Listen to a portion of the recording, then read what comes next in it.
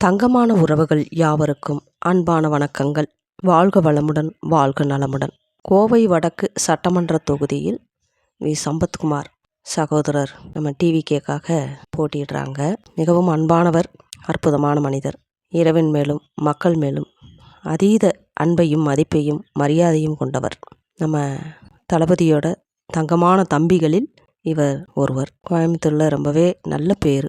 எல்லாருக்கும் ஏதாவது செய்யணும் அப்படின்ற ஒரு நல்ல மனசு, நல்ல எண்ணம், நல்ல சிந்தனை உள்ளவர். அவருடைய அலுவலகத்தில் சந்திக்க போனேன். எந்த ஒரு பந்தா இல்லைங்க, கெத்து இல்லைங்க. நம்ம தளபதி மாதிரியே தான் ஒரு அருமையான ஒரு சிரிப்பை சிரிச்சுக்கிட்டு வணக்கம் சொல்லி வாங்க அப்படின்னு ஒரு அன்பாக பரிவாக பேசுனது மிகவும் மகிழ்ச்சியாக இருந்தது. ஏன்னா இப்போலாம் ஒரு சின்ன ஒரு இதில் இருந்தாலும் கூட ரொம்ப கெத்து காட்டுவாங்க, பந்தா பண்ணிக்குவாங்க. நாம் தான் பெரிய ஆள், நாம் தான் குக்கு, எனக்கு பார்த்தியா 2 கொம்பு முளைச்சிருக்கு அப்படின்ற மாதிரியெல்லாம் இருப்பாங்க. ஆனால் சகோதரர் சம்பத்குமார் அப்படி இல்லை.